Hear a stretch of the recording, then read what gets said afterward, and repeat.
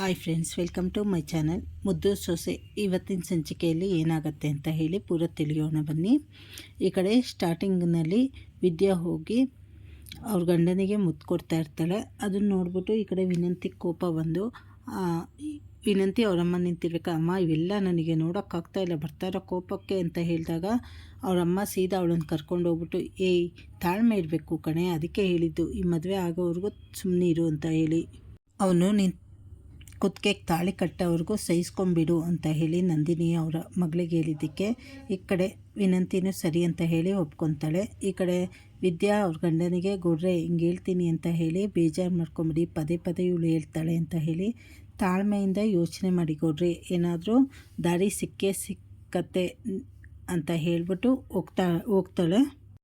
ವಿದ್ಯೆನ ತಡೆದ ತಕ್ಷಣ ವಿದ್ಯೆ ನಿಂತ್ಕೊಂಡು ಏನಿದು ಇಲ್ಲಿ ಎಲ್ಲೋ ಸೀದೋಗಿರೋ ವಾಸನೆ ಬರ್ತಾ ಇದೆಯಲ್ಲ ಅಂತ ಹೇಳಿದಾಗ ನಂದಿನಿ ನಿನಗೇನ ಕೆಲಸ ಭದ್ರನ ರೂಮಿಗೆ ಹೋಗಿದೆಯಲ್ಲ ಅಂತ ಹೇಳಿದಾಗ ಅಯ್ಯೋ ಅತ್ತೆ ಇದೇನತ್ತೆ ಹಿಂಗೆ, ಅಯ್ಯೋ ಸಾವಿತ್ರಮ್ಮ ಇದೇನು ಹಿಂಗೆ ಹೇಳ್ತಾ ಇದ್ದೀರಾ, ಏಕೆ ನಿಮ್ಗೆ ಗೊತ್ತಾಗಲ್ಲ, ಗಂಡ ಹೆಂಡ್ತಿ ಅಂದಮೇಲೆ 1000 ಇರುತ್ತಪ್ಪ, ಅದನ್ನೆಲ್ಲ ನಿಮ್ಮ ಹತ್ರ ಹೇಳೋಕ್ಕಾಗತ್ತಾ ಅಂತ ಹೇಳಿದೆ. ಬಾಯಿ ಮುಚ್ಕೊಂಡಿರೇ, ನಿನಗೇನೇ ಅಧಿಕಾರ ಇದೆ ಅಂತ ಹೇಳಿದಾಗ ನನ್ನ ಇಷ್ಟ, ನನ್ನ ಗಂಡನ ರೂಮ್ ನಾನು ಹೋಗ್ತೀನಿ, ನೀವೇನು ಕೇಳೋದು ಅಂತ ಹೇಳಿದಾಗ ಸಾವಿತ್ರಿ ಅವ್ರು ಹೇಳ್ತಾರೆ, ನೋಡು ನಾಳೆ ನನ್ನ ಮಗಳು ಮದುವೆ ಆಗ್ತಾ ಇದ್ದಾಳೆ, ಅವನನ್ನು ಭದ್ರ ಅವನಿಗೆ ತಾಳಿ ಕಟ್ತಾನೆ, ಆಮೇಲೆ ಅವನ್ನ ನೆಲಿಗೆ ಹಾಕ್ತಾನೆ, ನಿನಗೂ ಇದಕ್ಕೂ ಏನು ಸಂಬಂಧ ಇಲ್ಲ, ನೀನು ಇನ್ಮೇಲೆ ಇಲ್ಲಿಗೆ ಬರಬಾರ್ದು, ಭದ್ರನ ರೂಮಿಗೆ ಹೋಗಬಾರ್ದು ಅಂತ ಹೇಳಿದಾಗ ತಾಳಿ ಕಟ್ಟೋದಾಗ್ತಾನೆ ಆ ಮಾತು, ತಾಳಿಗಂತೂ ಕಟ್ಟಿಲ್ಲ. ಭದ್ರ ಅವರು ಯಾವತ್ತಿದ್ರು ನನ್ನ ಗಂಡ ಹೆಂಡ್ತಿ ಅಂದಮೇಲೆ 1000 ಬರುತ್ತೆ ಹೋಗುತ್ತೆ, ಅದನ್ನೆಲ್ಲ ನಿಮಗೆ ಹೇಳೋ ಅವಶ್ಯಕತೆ ಇಲ್ಲ, ಅಷ್ಟಕ್ಕೂ ನಾವಿಬ್ಬರು ಏನಾದರೂ ಮಾಡ್ಕೊತೀವಿ, ಅದನ್ನು ತಿಳ್ಕೊಂಡು ನೀವೇನು ಮಾಡಬೇಕು, ಅಷ್ಟಕ್ಕೂ ಕದ್ದು ಮುಚ್ಚಿ ನೋಡ್ತಿರಲ್ಲ, ನನಗೆಲ್ಲ ನಾಚಿಕೆ ಆಗಬೇಕಾಗಿದೆ, ನಿಮ್ಮಿಬ್ಬರಿಗೆ ನಾಚಿಕೆ ಆಗಬೇಕು ಅಂತ ಹೇಳಿ ಈ ಕಡೆ ವಿದ್ಯಾ ಅವರಿಬ್ಬರ ಮೇಲೆ ಕೂಗಾಡ್ತಾಳೆ. ಆಮೇಲೆ ಅಷ್ಟಕ್ಕೂ ನಾಳೆ ಮದುವೆ ನಡೆಯುತ್ತೆ ಅಂತ ನಿಮ್ಗೆ ಹೇಳ್ದವ್ರು ಯಾರು ಅಂದ ತಕ್ಷಣ ಈ ಕಡೆ ತಾಯಿ ಮಗಳು ಇಬ್ಬರು ಕೋಪದಿಂದ ಏನು ಹೆಂಗಂದ್ರೆ ಅಂತ ಹೇಳಿದ್ರೆ, ಹೌದು ನಿಜನೇ ಹೇಳ್ತಾ ಇದ್ದೀನಿ, ದೇವ್ರನ್ನೂ ಯಾರೇ ಬಂದು ಮದುವೆ ತಡೀತಾರೆ ಅಂತ ಹೇಳಿ ನಂದಿನಿ ಸಾವಿತ್ರಿ ಅವ್ರು ಕೇಳಿದ್ದಕ್ಕೆ ಯಾರು ಅಲ್ಲ, ದೇವರು ತಡೀತಾನೆ ಅಂತ ಹೇಳಿ ನನಗೆ ಭರವಸೆ ಇದೆ, ಯಾಕೆ ಅಂದರೆ ಯಾವತ್ತೂ ಸತ್ಯ ನ್ಯಾಯನೇ ಗೆಲ್ಲೋದು, ಯಾವುದೋ ಒಂದು ರೂಪದಲ್ಲಿ ಮದುವೆ ಅಂತೂ ನಿಂತು ಹೋಗುತ್ತೆ, ನಾನಿನ್ನಂತೂ ಬರ್ತೀನಿ, ನಿಮ್ಮ ಹತ್ರ ಮಾತಾಡ್ಕೊಂಡಿರೋಕ್ಕೆ ನನಗೆ ಟೈಮ್ ಇಲ್ಲ ಅಂತ ಹೇಳಿ ಈ ಕಡೆ ವಿದ್ಯೆ ಹೊರಟೋಗ್ತಾಳೆ. ಅವಳು ಹೋದ ತಕ್ಷಣ ಈ ಕಡೆ ಅಮ್ಮ ಏನು ಮಾಡೋದಮ್ಮ, ಇವಳು ನೋಡಿದ್ರೆ ಹಿಂಗೆಲ್ಲ ಮಾಡ್ತಾ ಇದ್ದಾಳಲ್ಲ ಅಂತ ಹೇಳಿದ್ದಕ್ಕೆ ವಿನಂತಿ, ನೋಡೇ ಅವಳೇನಾದರೂ ಅಂದ್ಕೊಳ್ಳಿ, ನಾವ್ಯಾಕೆ ತಲೆ ಕೆಡ್ಸ್ಕೊಬೇಕು, ಅಂತೂ ಇಂತೂ ನಾವು ಅಂದ್ಕೊಂಡಿರೋ ಹಾಗೆ ನಡೀತಾ ಇದೆ, ನಾಳೆ ಒಂದಿನ ಬೆಳಗ್ಗೆ ಕರೆದುಬಿಟ್ರೆ ಸಾಕು, ನಾಳೆ ನಿನ್ನ ಮದುವೆ ಒತ್ತಾರೆ ಮದುವೆ ಆಗೋಗ್ಬಿಡುತ್ತೆ, ಆಮೇಲೆ ನೀನು ಈ ಮನೆ ಸೊಸೆ ಆಗ್ತೀಯ, ಅದನ್ನ ಬಗ್ಗೆ ಮಾತ್ರ ಯೋಚನೆ ಮಾಡು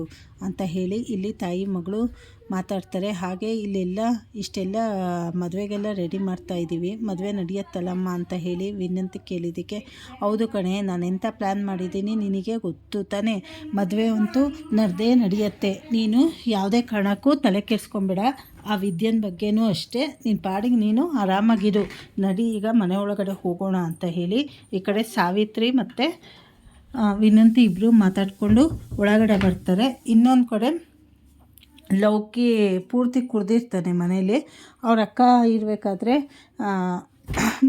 ಬಂದು ಒಂದು ಸ್ವಲ್ಪ ಹೊತ್ತು ಮಾತಾಡ್ತಾನೆ, ಆಮೇಲೆ ಬಂದು ಒಂದೊಂದು ಕಂತೆ ಹಣ ಕೊಟ್ಟಾಗ ಇದೇನು ಲೌಕಿ ಇಷ್ಟು ಹಣ ಅಂತ ಯಾರೋ ಕೊಟ್ಟಿದ್ದು ನಿನಗೆ ಅಂತ ಹೇಳಿದಾಗ ಅಕ್ಕ ಇದು ನನ್ನ ಕಷ್ಟದ್ದಕ್ಕ ದುಡ್ಡು, ನೀನೇನು ಯೋಚನೆ ಮಾಡಬೇಡ ಅಂತ ಹೇಳಿದಾಗ ಅವ್ರ ಅಕ್ಕ ಹೇಳ್ತಾಳೆ, ಅಲ್ಲ ಕಣೋ ಇಷ್ಟು ದುಡ್ಡು ನಿನಗೆ ಇದು ಹೆಂಗೋ ಬಂತು, ನೀನು ಯಾಕಕ್ಕ ಇದು ಮಾಡ್ತೀಯಾ, ಅಂತೂ ಇತ್ತು ಅವತ್ತು ನಿನಗೆ ಯಾರೋ ಕಾಪಾಡಿದ್ರಲ್ಲ, ಯಾರಕ್ಕ ಅವರು ಅಂತ ಹೇಳಿದಾಗ ಪಕ್ಕ ದೂರವ್ರಂತೆ ಕಣೋ ರತ್ನ ಅಂತ ಹೇಳಿ ಅವ್ರ ಹೆಸರು, ಅವರೇ ಅವತ್ತು ಕಾಪಾಡಿದ್ದು ಅಲ್ವೋ, ನನ್ನಿಂದ ನಿನಗೆ ತುಂಬ ಕಷ್ಟ ಆಗ್ತಾಯಿದೆ, ನಾವು ಇದ್ದಿದ್ರೆ ಚೆನ್ನಾಗಿರೋದು ಅಂತ ಹೇಳಬೇಕಾದ್ರೆ ಹಾಗೆಲ್ಲ ಹೇಳಬೇಡ ಅಕ್ಕ, ನೀನು ಅಂತ ಇರೋದು, ನಾನು ಯಾರಿಗೆ ಹೇಳಿ ಕಷ್ಟಪಡೋದು, ನಿಮಗೋಸ್ಕರ ತಾನೇ, ನೀನು ಅವೆಲ್ಲ ಯೋಚನೆನೇ ಮಾಡಬೇಡ, ಆರಾಮಾಗಿರು ಅಂತ ಹೇಳ್ತಾನೆ. ಆದರೆ ಈ ಕಡೆ ರತ್ನ ಅಂದರೆ ವಿದ್ಯನ್ ತಾಯಿ ಅನ್ನೋದು ಲೌಕಿಗೆ ಗೊತ್ತಿರೋಲ್ಲ, ಮುಂದೆ ಏನಾಗುತ್ತೆ ಅಂತ ಹೇಳಿ ಮುಂದೆ ನೋಡಬೇಕು. ಈಗ ಇನ್ನೊಂದು ಕಡೆ ಏನಾಗುತ್ತೆ, ರತ್ನವರು ಅವ್ರ ಗಂಡನಿಗೆ ಕೇಳ್ತಾ ಇರ್ತಾರೆ ಚೆಲುವವರಿಗೆ, ಅಲ್ಲಯ್ಯ ನೀನು ನೋಡಿದ್ರೆ ನಾಳೆ ಎಲ್ಲ ಪೋಸ್ಟ್ ಹಾಕಿದ್ಯಾ, ಮಗಳು ಪೂಜೆ ಇಟ್ಕೊಂಡಿದ್ದಾಳೆ ಅಂತ ಹೇಳಿ, ನಾಳೆನೇ ಮದುವೆ, ಹೇಗಯ್ಯ ಇವೆಲ್ಲ ಆಗತ್ತೆ ಅಂದಾಗ, ನೀನು ಸುಮ್ಮನಿರು ರತ್ನ, ಎಲ್ಲ ದೇವರು ಕಾಪಾಡ್ತಾನೆ. ನಾವು ಅಂದ್ಕೊಂಡಂಗೆ ನಮ್ಮ ಮಗಳು ಮಾಡೇ ಮಾಡ್ತಾಳೆ, ಏನಾದರೂ ಒಂದು ಪವಾಡ ನಡೆಯುತ್ತೆ ಅಂತ ಹೇಳ್ಬಿಟ್ಟು ಸುಮ್ಮನೆ ಗಂಭೀರವಾಗಿ ಕೂತಿರ್ತಾರೆ. ಇನ್ನೊಂದು ಕಡೆ ಸಂಚಿಕೆಯಲ್ಲಿ ಶಿವರಾಮೇಗೌಡರು ಯೋಚನೆ ಮಾಡ್ತಾಯಿರ್ತಾರೆ. ಅವ್ರ ಹೆಂಡತಿ, ಯಾಕೆ ಯೋಚನೆ ಮಾಡ್ತಾಯಿದ್ದೀರಾ ಅಂತ ಹೇಳಿದಾಗ, ಇನ್ನೇನಮ್ಮ ಈ ಅಧಿಕಾರ, ಈ ಆಸ್ತಿ, ಏನು ಇದು, ನನಗೆ ಇದ್ರ ಮೇಲೆ ಯಾವುದೂ ವ್ಯಾಮೋಹ ಇಲ್ಲ. ಆದರೆ ನಮ್ಮ ಮನೇಲಿ ಏನು ನಡೀತಾ ಇದೆ ನನಗಂತೂ ಏನೂ ಅರ್ಥ ಆಗ್ತಾ ಇಲ್ಲ. ನನಗೆ ನನ್ನ ಮಗನ ಜೀವನ ಚೆನ್ನಾಗಾದರೆ ಸಾಕು. ಆದರೆ ಈಗ ಏನಾಗಿದೆ ನೀನೇ ನೋಡ್ತಾ ಇದೆಯಲ್ಲ, ನನಗೆ ಏನು ನಿರ್ಧಾರ ಮಾಡಬೇಕು ಅನ್ನೋದೇ ಗೊತ್ತಾಗ್ತಾ ಇಲ್ಲ ಅಂತ ಈ ಕಡೆ ಶಿವರಾಮೇಗೌಡರು ಬೇಜಾರು ಮಾಡ್ಕೊಂಡಿರ್ತಾರೆ. ಅವ್ರ ಹೆಂಡತಿ, ಆಗೋದೆಲ್ಲ ಒಳ್ಳೆಯದಕ್ಕೆ, ಎಲ್ಲ ಒಳ್ಳೆಯದಾಗತ್ತೆ, ನೀವು ಅದ್ರ ಬಗ್ಗೆ ಯೋಚನೆನೇ ಮಾಡಬೇಡಿ ಅಂತ ಧೈರ್ಯ ತುಂಬ್ತಾ ಇರ್ತಾರೆ. ಆದರೆ ಶಿವರಾಮೇಗೌಡರಿಗೆ ಈ ಕಡೆ ಏನು ಮಾಡಬೇಕು, ಈ ಕಡೆ ವಿದ್ಯೆನಿಗೂ ಅನ್ಯಾಯ ಮಾಡೋಕ್ಕೆ ಮನಸ್ಸಿಲ್ಲ, ವಿನಂತಿಗೂ ನ್ಯಾಯ ಮಾಡೋಕ್ಕೆ ಮನಸ್ಸಿಲ್ಲ. ಆದರೆ ಮುಂದೆ ಏನು ಮಾಡ್ತಾರೆ ಅಂತ ನೋಡಬೇಕು. ಹಾಗೆ ಇನ್ನೊಂದು ಕಡೆ ಭದ್ರ, ಹೌದು ನಾನು ನಿಧಾನವಾಗಿ ಯೋಚನೆ ಮಾಡಬೇಕು ಅಂತ ಯೋಚನೆ ಮಾಡ್ತಾ ಇರ್ತಾನೆ. ಯೋಚನೆ ಮಾಡಬೇಕಾದ್ರೆ ಒಂದು ಐಡಿಯಾ ಬರುತ್ತೆ. ಏನು ಅಂದರೆ, ಲೌಕಿ ಹೇಳಿರ್ತಾನೆ, ವಿದ್ಯಾಕ್ಕನೇ ನನ್ನ ಮೊಬೈಲಿಂದ ಇಸ್ಕೊಂಡು ಫೋನ್ ಮಾಡಿದ್ದು ಅಂತ ಹಾಗಾಗಿ ಲೌಕಿ ಹೇಗಾದರೂ ಮಾಡಿ, ಏನಿದು ವಿದ್ಯೆನ ಹತ್ರ ಮಾತಾಡಿದ್ರೇ ಇದ್ರ ಬಗ್ಗೆ ಪರಿಹಾರ ಆಗೋದು ಅಂತ ಈ ಕಡೆ ವಿದ್ಯೆನ ಹತ್ರ ಬರ್ತಾನೆ. ವಿದ್ಯೆ ನೋಡಿದ್ರೆ ಎಲ್ಲ ಪೂಜೆಗೆಲ್ಲ ರೆಡಿ ಮಾಡ್ತಾ ಇರ್ತಾಳೆ, ದೇವರನ್ನೆಲ್ಲ ಅಲಂಕಾರ ಮಾಡ್ತಾ ಇರ್ತಾಳೆ. ಅಷ್ಟೊತ್ತಿಗೆ ಅವರು ಬರೋದು ನೋಡಿ ವಿದ್ಯಾ ಅಂತ ಕೂಗ್ತಾನೆ. ವಿದ್ಯಾ ಈ ಕಡೆ ತುಂಬ ಖುಷಿ ಆಗ್ತಾಳೆ, ಗೌಡ್ರು ಬಂದಿದ್ದಾರೆ, ಗಂಡ ಬಂದಿದ್ದಾರೆ ಅಂತ ಬಾಯಲ್ಲಿ ನಿನ್ನ ಹತ್ರ ಮಾತಾಡ್ಬೇಕು ನಾನು ಅಂತ ಹೇಳಿದಾಗ, ಗೌಡ್ರೆ ನಾನೇ ನಿಮ್ಮನ್ನು ಕರೆಯೋಣ ಅಂದ್ಕೊಂಡೆ, ಅಂತೂ ಇಂತೂ ನಾನು ಪೂಜೆಗೆಲ್ಲ ರೆಡಿ ಮಾಡಿಕೊಂಡೆ, ಅದಕ್ಕಿಂತ ಮುಂಚೆ ನೀವು ನನಗೆ ನಮಸ್ಕಾರ ಮಾಡಬೇಕು ಅಂತ ಹೇಳಿದಾಗ, ಅದೆಲ್ಲ ಇರಲಿ ಅಂತ ಹೇಳಿದಾಗ, ಅಯ್ಯೋ 100 ಜನ ಆಶೀರ್ವಾದ ಮಾಡಿದ್ರು ಗಂಡನ ಆಶೀರ್ವಾದ ಇದ್ದಂಗೆ ಆಗುತ್ತಾ, ಫಸ್ಟು ನೀವು ನನಗೆ ಆಶೀರ್ವಾದ ಮಾಡಿ ಅಂತ ಹೇಳಿದಾಗ, ಆಯಿತು ನೀನು ಅಂದ್ಕೊಂಡಿರೋ ಕೆಲಸ ಎಲ್ಲ ಚೆನ್ನಾಗಾಗಲಿ ಅಂತ ಆಶೀರ್ವಾದ ಮಾಡ್ತಾನೆ. ಆಮೇಲೆ ಆಶೀರ್ವಾದ ಮಾಡಿ ಅವಳು ನಿಲ್ಲಿಸಿ, ವಿದ್ಯಾ ನಾನು ನಿನ್ನ ಹತ್ರ ಒಂದು ಕೇಳ್ತೀನಿ, ನೀನು ನಿಜ ಹೇಳಬೇಕು ಅಂತ ಹೇಳಿದಾಗ, ಹೇಳಿ ಗೌಡ್ರೆ ಅಂತ ಹೇಳಿದಾಗ, ಅವತ್ತು ನೀನು ಮದುವೆ ದಿನ ಫೋನು ಯಾರ ಹತ್ರ ಇಸ್ಕೊಂಡು ಮಾಡಿದ್ದೆ ಅಂತ ಹೇಳಿದಾಗ, ಇದು ಯಾಕೆ ಗೌಡ್ರೆ ಈಗ ಅವೆಲ್ಲ ಅಂತ ಹೇಳಿದಾಗ, ಇಲ್ಲ ನನಗೆ ಬೇಕೇ ಬೇಕು, ಅವತ್ತು ಪೊಲೀಸ್ನವರಿಗೆ ನೀನು ಎಷ್ಟೊತ್ತಿಗೆ ಮಾಡಿದ್ದೆ, ಯಾರ ಹತ್ರ ಇಸ್ಕೊಂಡು ಮಾಡಿದ್ದೆ ಹೇಳು, ಯಾಕೆ ನಿಂಗೆ ನೆನಪಿಲ್ಲ ಅಂತ ಕೇಳಿದ್ರೆ, ನೆನಪಿಲ್ಲದೆ ಏನು, ಅದು ಮಾಡಿದ್ದಕ್ಕೆ ತಾನೇ ನಾನು ಇವತ್ತು ಇಷ್ಟೆಲ್ಲ ಕಷ್ಟ ಅನುಭವಿಸ್ತಾ ಇರೋದು ಅಂತ ಹೇಳ್ತಾಳೆ. ಸರಿ ಹಾಗಾದರೆ ಟೈಮು ಅಂತ ಹೇಳಿದಾಗ, ಒಂದು 12 ಗಂಟೆ ಆಗಿತ್ತು ಅಂತ ಹೇಳಿದಾಗ, ಯಾರ್ದಾರು ಮೊಬೈಲಲ್ಲಿ ಇಸ್ಕೊಂಡು ನೀನು ಫೋನ್ ಮಾಡ್ತೀಯಾ ಅಂತ ಹೇಳಿದಾಗ, ಏನು ಗೌಡ್ರೆ ನೀವು, ಯಾರ್ದಾರು ಮೊಬೈಲ್ ಇಸ್ಕೊಂಡು ನಾನು ಯಾಕೆ ಮಾಡಲಿ, ನಮ್ಮ ಮಟ್ಟಿಲೇ ಫೋನ್ ಇತ್ತು ತಾನೇ, ನಾನು ನಮ್ಮ ಮಟ್ಟಿಯಿಂದನೇ ಫೋನ್ ಮಾಡಿದ್ದು ಅಂತ ವಿದ್ಯಾ ಹೇಳ್ತಾಳೆ. ವಿದ್ಯಾ ನೀನು ಮತ್ತು ಯಾರಿಂದ ಫೋನ್ ಮಾಡಿದ್ದು ಅವತ್ತು ಅಂತ ಹೇಳಿದಾಗ, ನಾನು ನಮ್ಮ ಅಪ್ಪನ ಮೊಬೈಲ್ ಇತ್ತಲ್ವಾ ಅದರಿಂದನೇ ಫೋನ್ ಮಾಡಿದೆ ಅಂತ ವಿದ್ಯೆ ಹೇಳ್ತಾರೆ. ಏನು ನಿಮ್ಮಪ್ಪನ ಮೊಬೈಲಿಂದ ಫೋನ್ ಮಾಡಿದೆ ರಾತ್ರಿ ಅಂತ, ಇನ್ನೇನು ಗೌಡ್ರೆ ಮತ್ತು ರಾತ್ರಿ ನಾನು ಹೋಗಿ ಬೇರೆಯವ್ರ ಹತ್ರ ಕೇಳೋಕ್ಕಾಗತ್ತಾ, ಅಷ್ಟಕ್ಕೆ ಇವೆಲ್ಲ ನೀವು ಯಾಕೆ ಕೇಳ್ತಾ ಇದ್ದೀರಾ ಅಂತ ಹೇಳಿದಾಗ, ಲೋಕಿ ಹತ್ರ ನೀನು ಫೋನ್ ಇಸ್ಕೊಂಡಿಲ್ವಾ ಅಂತ ಹೇಳಿದಾಗ, ಲೋಕಿನ ಅದು ಯಾರು ಅಂತ ವಿದ್ಯೆ ಕೇಳ್ತಾಳೆ.